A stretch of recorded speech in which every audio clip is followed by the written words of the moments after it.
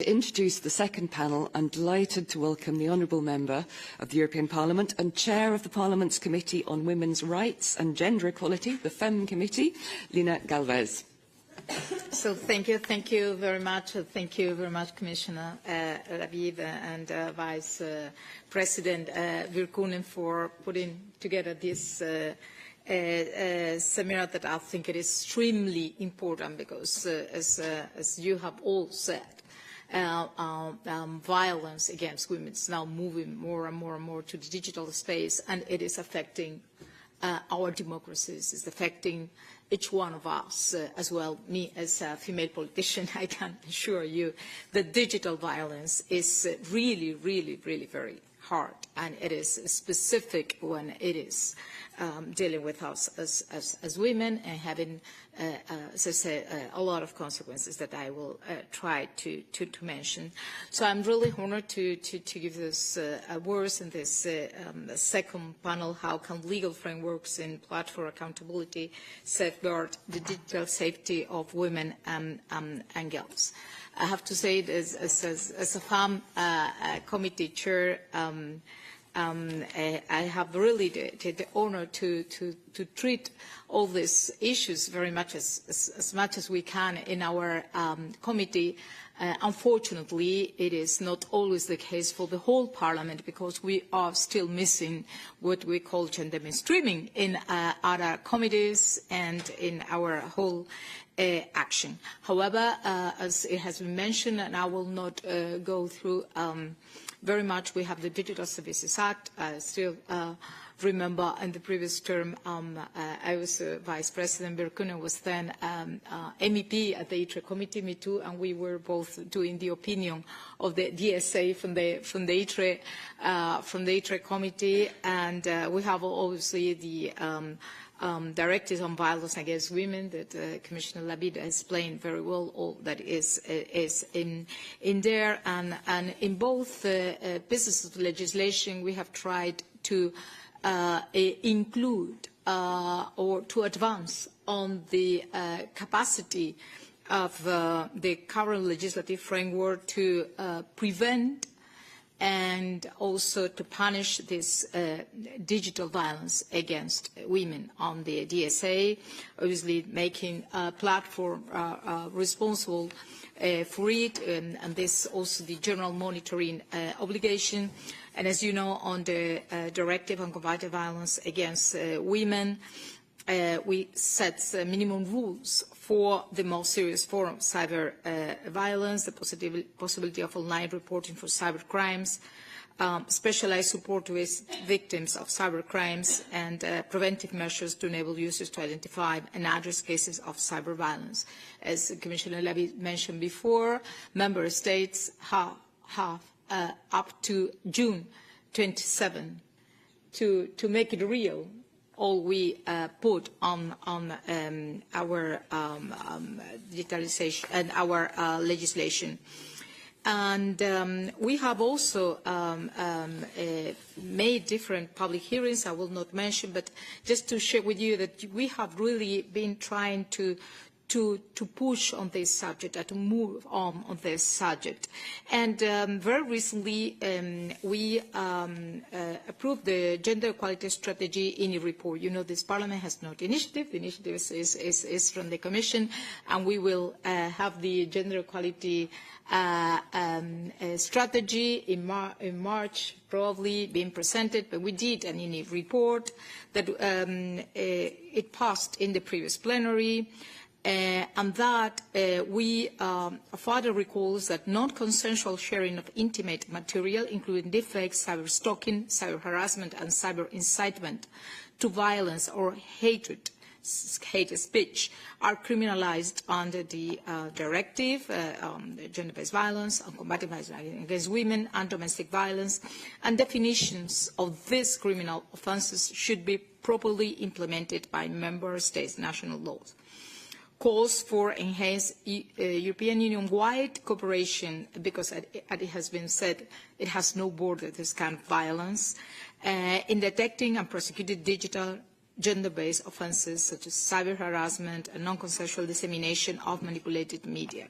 So just wanted to say that we have been really trying to push this subject. But I would like to make two reflections before I pass the floor to you to pass back to the experts and representatives from the platforms. And I would like to insist in something that has already been presented, but I really would like to insist a bit more, is the consequences of this digital violence, especially for our democracies, especially for women and our lives and future.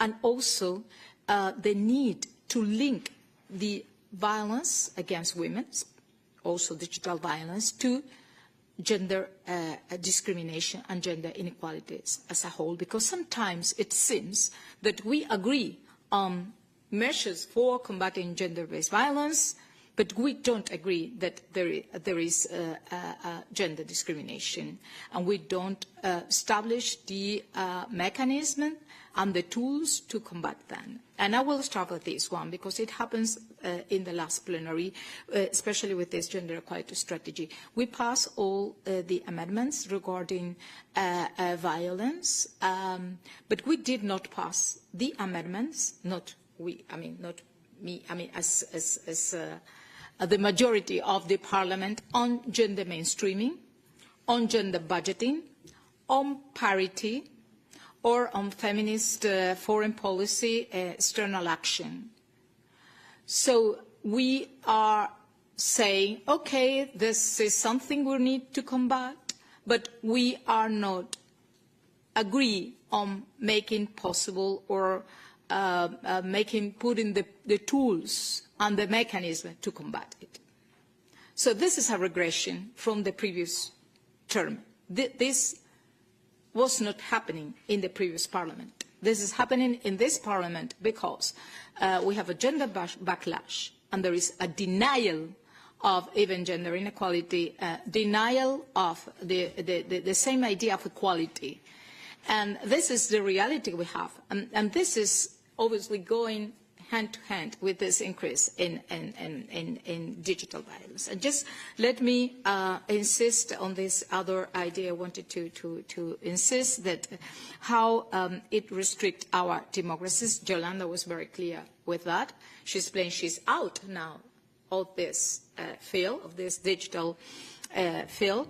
Obviously this, I would like to insist on also the violence against politicians. She has shared with us this violence against creators and content creators, but journalists, politicians, creators, I mean, and women in public sphere. It's like in the past. It's a way to discipline all us. It's not only affecting each one of us, it is affecting all us, and this is not your space. And that explains also why women are more reluctant to enter in politics, where Yolanda was saying the space we create, we establish our framework, our mental framework. But in politics is the place where we have the possibility to transform the reality, to transform society in decision-making, and we are entering in a less amount, we are choosing in a less amount. For the first time, this European Parliament has decreased the percentage of women in Parliament since we have direct elections. We are only 38.5%. We were 40.6% in the previous one. Women stay less time in politics. We abandon more. It's like Yolanda will know her, Celia. Yolanda and me, we know each other for a long time. When she was doing wonderful video and really exposing the violence women were suffering in publicity and in images. I was at that time at the university, and we have spent many times in summer schools together discussing about that. But it's what Celia Moros used to say, we are the equals, because we are substituted one by another. I mean, we have less power, we have less authority. So I don't want to, but this is very important, and the implications, the democratic implications of that are huge. We are not a collective. There are 10 more million women in Europe, in the European Union, than men. So we are very generous saying that we have the population, because we are not, we are a bit more.